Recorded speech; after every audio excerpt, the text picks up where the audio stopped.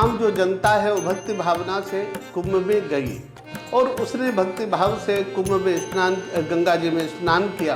एक वर्ग था जो व्यवसाय के लिए गया था, उसने उस क्षेत्र में उतने दिन जमकर व्यवसाय किया और उसकी कामना भगवती गंगा ने वो पूरी की।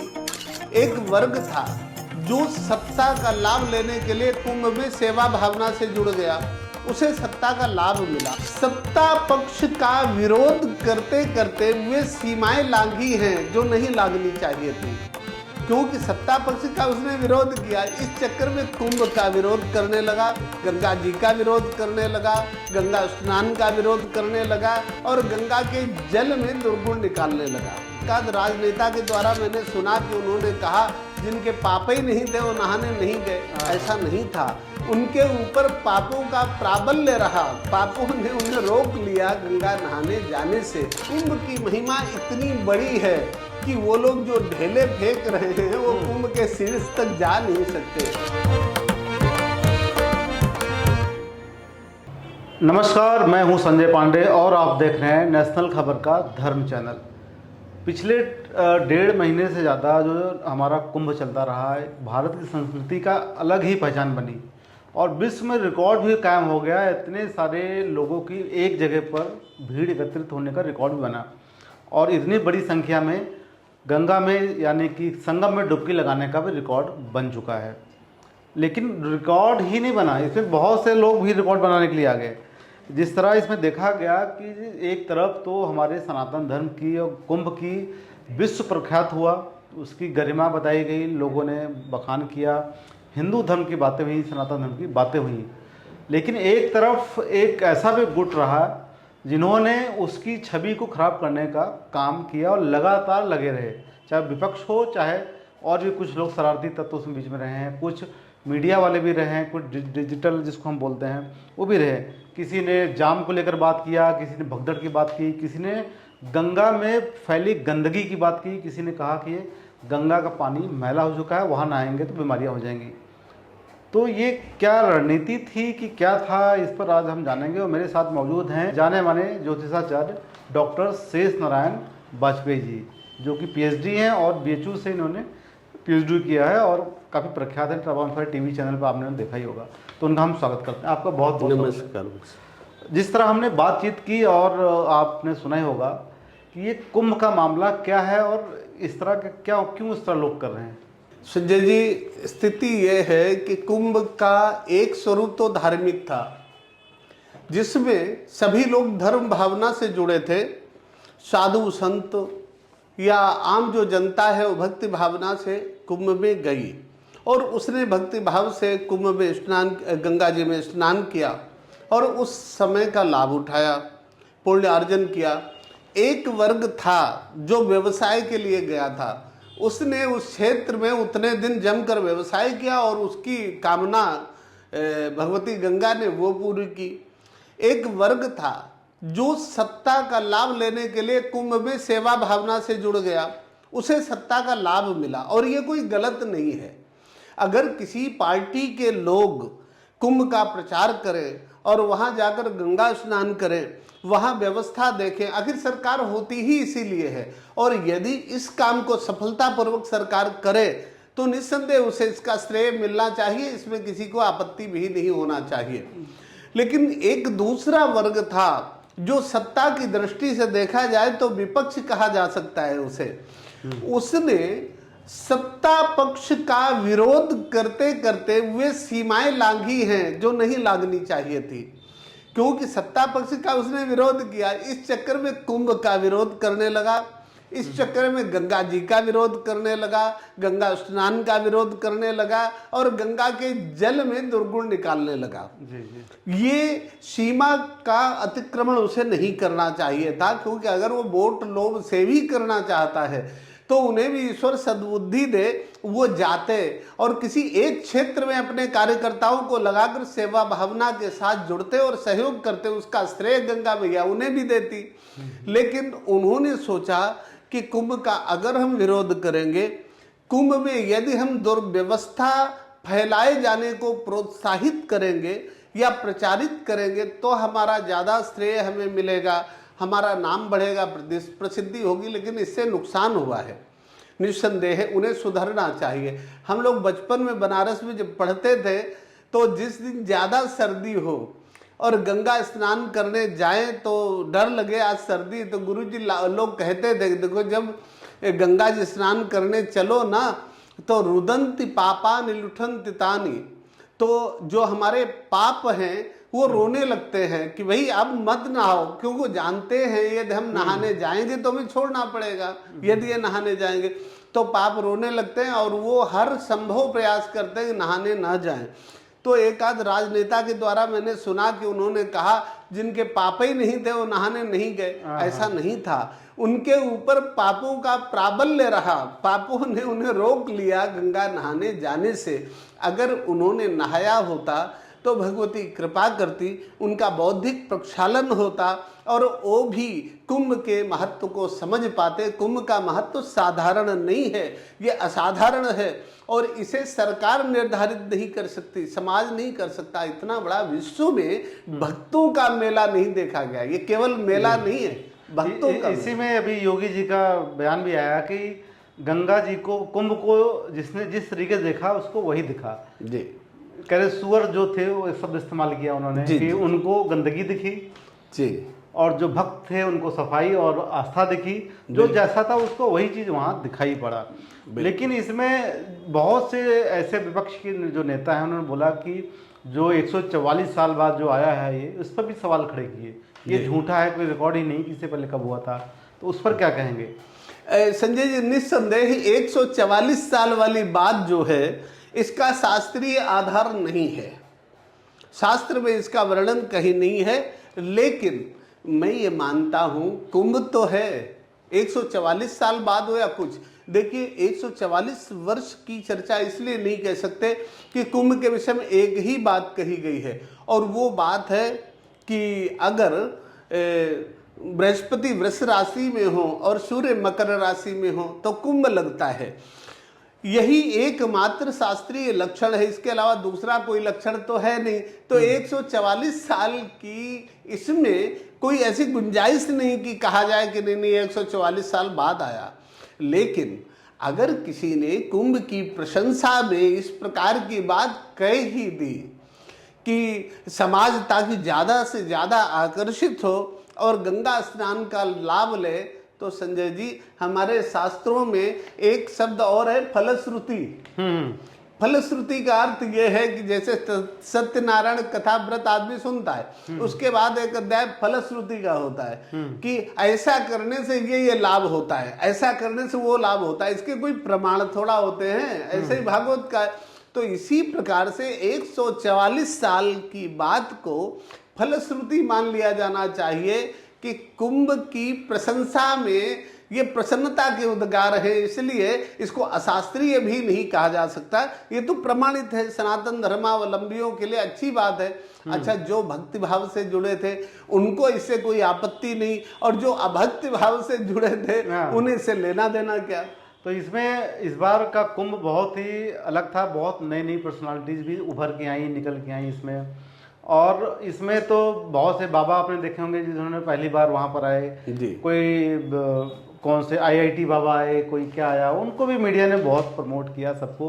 मतलब कुल मिलाकर एक बिजनेस का हब भी बना लिया। बहुत लोगों ने उसको बिजनेस तरीके से देखा, बहुत लोगों ने वहाँ से कमियाँ ढूंढने का काम किया।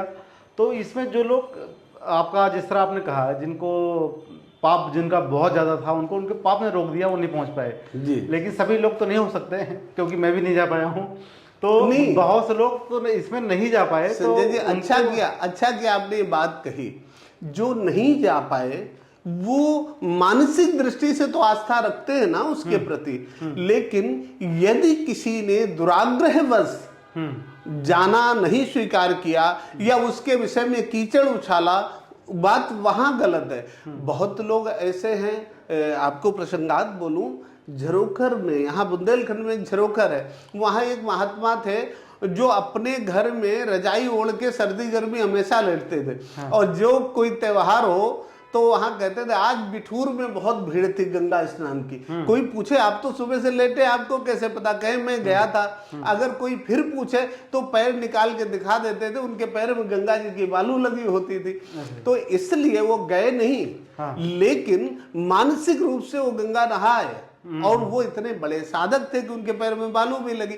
बहुत लोग ऐसे हैं जो मानसिक रूप से सात्विक चिंतन करते हुए और ऐसा सोचते हैं कि यदि मैं भी नहा आता तो बड़ा अच्छा होता, तो मानसिक रूप से गंगा के अवगाहन का लाभ उनको मिलता है, पुण्य मिलता है, ऐसा नहीं है। मतलब आपका कहना है कि मन चंगत कटौती में गंगा।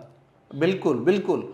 और अगर ऐसे कोई भी व्यक्ति आस्था रखता है गंगा जी के प्रति, यमुना जी के प्रति, सरस्वती जी के प्रति, उस संगम में गया या नहीं गया, कि किसी परिस्थिति के कारण घर से ही हाथ जोड़ लिए, देखो हम तो नहीं जान रहे कि वो कितनी भक्ति रखता है उसके प्रति, क्या व्यवस्था रही, नहीं गया, मैं खुद नहीं जा पाया हूँ, लेकिन निस्संदेह आस्था बहुत रही है। और मैं यहाँ से भगवती को बार बार प्रणाम करता रहा कि इतने सुंदर पुण्यशाली अवसर का सहभागी मैं नहीं बना, लेकिन मानसिक रूप से अवश्य बना हूँ।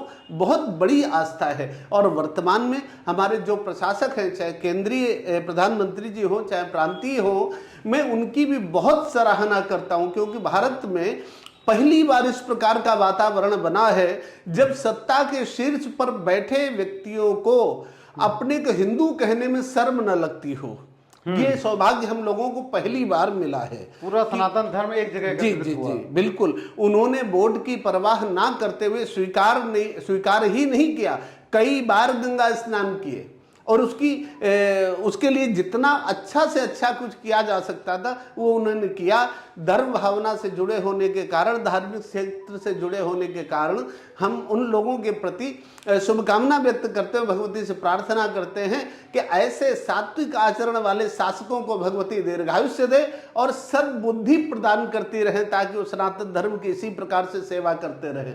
जी, एक निवेदन हम और करें, बंद करें, एक निवेदन हम और करें कि कुछ लोगों ने कहा था गंगा जल गंदा हो रहा है। हाँ, इसको मेडिकल की दृष्टि से या अन्य दृष्टियों से तरह तरह से उसकी जांच करके वो बोले गंगा जल गंदा हो गया। मतलब कि गंगा जल गंदा हो गया तो जो लोग कुंभ स्नान कर आए वो कोई रोग समेट लाए क्या, या क्या उनसे कोई अपराध हो गया क्या? क्या कहना चाहते हैं वो? इस विषय को आप समझिए कि गंगा जल तो वहां प्रतीक है केवल। आपने सुना होगा जैसे हिमालय होता है, तो हिमालय की पुत्री से शंकर जी का विवाह हुआ। अब हिमालय पहाड़ की पुत्री से थोड़ा हुआ, उसका जो अधिष्ठात्र देवता हिमालय का है उससे हुआ। इसी प्रकार से गंगा की जो अधिष्ठात्र देवी है, यमुना जो अधिष्ठात्र देवी है, सरस्वती की जो अधिष्ठात्र देवी है, लोगों को पुण्य तो वो देगी, वो जल नहीं देगा। वहां अवगाहन कर लिया, बात पूरी हो गई। और ये बात इससे भी सच है कि करोड़ों लोगों ने स्नान किया है लेकिन कोई बीमार नहीं होगा, कोई रोगी नहीं होगा। कुल मिलाकर वहां जो समय था, नक्षत्र जो बने थे, उसका बहुत बड़ा बिल्कुल समय जो बृहस्पति अगर मकर राशि में आया, गुरु नहीं, बृहस्पति अगर वृष राशि में आया और सूर्य अगर मकर राशि में आया और इसका वो पर्व था, तो समय का संयोग, स्थान का संयोग, और तीसरी बात गंगा यमुना सरस्वती जी का एक जगह एकत्रित जल मिला उसका संयोग, ये तीन संयोग एक साथ जुड़े हैं। और उसमें अगर जल थोड़ा मलिन लगा भी, जहां इतनी बड़ी संख्या में लोग स्नान करेंगे तो नीचे की मिट्टी भी तो उभर आती है, वो जल भी तो गंदा लगेगा। लेकिन हम लोग बनारस में रहते थे, गंगा की मिट्टी से भी स्नान किया है हमने, इसलिए कोई बीमार नहीं होगा, सब स्वस्थ रहेंगे, सब सात्विक रहेंगे। जो गंदगी देखना चाहते हैं उन्हीं को गंगा जल गंदा लग रहा है। मिलाकर दिमाग गंदगी होगी राजनेताओं का, जो राजनीति, धर्म पे राजनीति, कुंभ पर राजनीति। और कुंभ जो भारत ही नहीं, विश्व के कोने कोने से लोग यहाँ पहुंचे। बिल्कुल, और एक जितनी संख्या में आज लोग पहुंचे उतना किसी देश की आबादी भी नहीं होती है। बिल्कुल बिल्कुल। तो उनको आप क्या कहेंगे जो लोग ये सब कर रहे हैं इस तरीके से, जो इस प्रकार की आलोचनाएं कर रहे, कमियां ढूंढ रहे हैं? मुझे ऐसा लगता है कि उनका कद इतना छोटा है और कुंभ की महिमा इतनी बड़ी है कि वो लोग जो ढेले फेंक रहे हैं वो कुंभ के शीर्ष तक जा नहीं सकते। देखिए, हम सनातन धर्मियों की आस्था इतनी बलवती है, लोग कहते हैं कलयुग का प्रभाव बहुत ज्यादा है और लोग अब अधर्मी हो गए ये वो, लेकिन आपने देखा होगा कि जब बाबरी वाला प्रकरण आया, कार सेवा हुई, तो किसी भी जाति के हर व्यक्ति, हिंदू जो था, हर व्यक्ति कार सेवा के लिए प्राण प्रण से तैयार हो गया और अयोध्या की ओर चल पड़ा। इसी प्रकार से प्रयाग की जब बात आई तो केवल भाजपाई नहीं गए वहां और केवल उद्योगपति नहीं गए, आम गरीब आदमी, साधारण आदमी, और सबसे बड़ी अग्नि परीक्षा थी जब कुछ लोग वहां दुर्घटना में मारे गए। उसके बाद तो लगता था अब कोई नहीं जाएगा और जाना बंद कर देंगे, लेकिन इसका अर्थ ये था कि कुंभ की महिमा इतनी बलवती थी कि इतनी बड़ी घटना भी उनके संकल्प को बदल नहीं सकी, और वो इसके बाद भी आप सोचिए 10-10 किलोमीटर 30-30 किलोमीटर लंबा जाम, उसका सामना करते हुए लोग गए और अपनी दृढ़ आस्था का परिचय दिया कि कुंभ से हमारे मन में जो लगाव है उतना साधारण नहीं है कि छोटे छोटे लोग छोटे ढेले फेंक करके और हमारी आस्था को हिला सके, डिगा सके। बिल्कुल बिल्कुल, यही चीज़ जो आपकी बातें हैं, लोग अगर समझ पाए तो कम से कम एक चीज़ समझ में आएगी कि राजनीति कम से कम धर्म में तो नहीं करनी चाहिए, और कुंभ जैसा पर्व जो भारत ही नहीं विश्व की धरती तक पहुंच गया, वहाँ के लोग यहाँ तक आए और विदेशी लोग बखान कर रहे हैं हमारे इस मैनेजमेंट का, इस धर्म का और लोगों की आस्था का। और लोग एक तरफ जो लोग इसका मजाक उड़ा रहे हैं, कोई गंदगी के नाम पर, कोई कह रहा है कि उसमें लाशें डूब गई, कोई क्या कह रहा है पानी अशुद्ध हो गया, कोई कह रहा है बीमारियाँ फैल जाएंगी, और मुझे लगता है कि बीमारियां तो नहीं, उनके दिमाग में बीमारियां जरूर घुस गई हैं जो इस तरह के सवाल खड़े कर रहे हैं। अगर आपका और कोई संदेश हो तो आप बोल सकते हैं, क्योंकि समय थोड़ा कम है। मैं ये कह सकता हूं कि जितने लोग इस प्रकार की बातें उड़ा रहे हैं कि गंगा जल गंदा है या वहां इस प्रकार के कोई विकार पैदा हुए, उन्हें भरोसे से कहना चाहता हूं कि आप देख लीजिए, हमारे जितने भी गंगा जल से स्नान करके लोग आए उन्हें जुकाम भी नहीं होगा, और जिस स्तर से वो वहां से आए हैं उन्हें कोई विकार नहीं होगा, क्योंकि वहां साक्षात देवता विराजमान थे, वहां साक्षात तीर्थराज प्रयाग है, प्रयाग की महिमा थी। तो वहां अगर ऐसा कुछ विशेष ना होता तो गंगा जी तो बहुत जगह से गई है, वहां स्नान किया जाता है। और दूसरा, अगर उस समय का इतना महत्व ना होता तो गंगा जी तो 12 महीने बने रहती है, प्रयाग में हमेशा उतनी भीड़ नहीं होती। इसलिए याद रखिए कि ये एक चीज ही नहीं थी, गंगा यमुना सरस्वती का संगम एक पक्ष था, दूसरा पक्ष उस प्रकार का समय, और वो भी 12 वर्ष बाद आता है वो समय था, और तीसरा वो पवित्रतम स्थल था। तीन महाशक्तियां मिलकर के एक महान पर्व को आयोजित कर रही थी, सरकार तो निमित्त मात्र थी। अगर ईश्वरीय शक्तियों का सहयोग ना होता तो इतनी बड़ी बड़ी भीड़ें कैसे नियंत्रित की जाती। सामान्य देखो तो छोटी छोटी भीड़ों में भगदड़ हो जाती, और वहां छोटी मोटी भगदड़, ऐसा कुछ नहीं, इतना विशाल जन समूह और वहां उसे समेट के रखना यह भगवती की कृपा के बिना संभव नहीं था। समस्त देवता वहां सुरक्षा में तत्पर थे, और ताकि कुंभ की महिमा और अधिक बढ़ती चली जाए, और जो लोग वहां दिवंगत हुए हैं निस्संदेह उन्हें भगवान सद्गति प्रदान करेंगे, उनके स्वजनों को इतना बड़ा दुख सहने की सामर्थ्य मिले। मैं भगवान से प्रार्थना करता हूं, इसके साथ ही साथ उनसे भी निवेदन करता हूं कि समय के नीचे हम आप सभी लोग हैं, अगर किसी के जीवन में इस प्रकार की कोई अच्छी बुरी घटना घटने वाली है, वो कहीं भी घटित हो सकती थी, उसके लिए आवश्यक नहीं है कि वहां भीड़ में ही हुई। आप लोगों ने देखा होगा कई बार भूकंप आता है, बहुत बड़ी संख्या में लोग उस मलबे में दब जाते हैं, उससे भी 10-20 लोग स्वस्थ निकलते हैं जिन्हें खरोच भी नहीं लगी होती है। इसलिए यदि उन लोगों की आयु पूरी ना हुई होती तो उस भगदड़ में सम्मिलित होकर भी वो सुरक्षित निकलते। इसलिए हम मनुष्य होने के नाते इतनी ही प्रार्थना उन स्वजनों से भी कर सकते हैं जिन्होंने इतनी बड़ी पीड़ा सही है, कि एक बार ऐसा भी सोचा जा सकता है कि शायद उन लोगों की आयु का समय ही पूरा हो गया हो। हम लोग तो भगवान की प्रार्थना ही कर सकते हैं कि वो जहां कहीं हो उन्हें सद्गति प्रदान करे ईश्वर। देखिए, प्रयाग महाकुंभ को हम लोग ये मानते हैं कि केवल गंगा स्नान के लिए ही प्रयाग कुंभ है। प्रयाग और माघ का महीना इतना महत्वपूर्ण है कि भगवती सरस्वती जी को विद्या का अधिकार इसी प्रयाग में मिला था। माघस्य शुक्ल पंचम्याम विद्यारंभे च सुंदरी, इसी में माघ शुक्ल पक्ष की पंचमी, जिसे हम लोग बसंत पंचमी कहते हैं, उस दिन विद्या का अधिकार भगवती सरस्वती को भगवान श्री कृष्ण ने दिया था। और इसी प्रकार से व्यास जी को विद्या का दान भगवान श्री कृष्ण जी ने इसी प्रयाग में दिया था। आदौ सरस्वती पूजा श्री कृष्णेन विनिर्मिता, व्यासाय प्रददौ त्वयमं श्री कृष्णस्य हरि स्वयं। और व्यास जी के लिए भी लिखा है कि पुरैव जाह्नवी तीरे पुण्य क्षेत्र भारत, व्यासाय प्रददौ त्वयमं श्री कृष्णस्य हरि स्वयं। इसी प्रयाग के पावन तट पर व्यास जी को दिव्य विद्याओं का उपदेश भगवान श्री कृष्ण ने किया था। इसलिए प्रयाग केवल गंगा जल से और वहाँ की थोड़ी बहुत बालू आ गई, मिट्टी आ गई, उससे नहीं आकलन कीजिए। उस समय का भी महत्व था, उस स्थान का भी महत्व था, और गंगा यमुना सरस्वती के संगम का तो महत्व था ही। इसलिए उसकी गरिमा को गिराने का प्रयास किए बिना आस्था पूर्वक भगवती को नमन करने से ही जन्म जन्मांतर के कलमश दूर हो सकते हैं। नमस्कार। तो आचार्य जी बहुत बहुत आभार, आपने अपना कीमती समय दिया। और मैं दर्शकों से कहूँगा कि नेशनल धर्म चैनल जो है एक सटीक और एविडेंस बेस्ड खबरें हमेशा देता है, धर्म से जुड़े हुए जानकारियाँ देता है।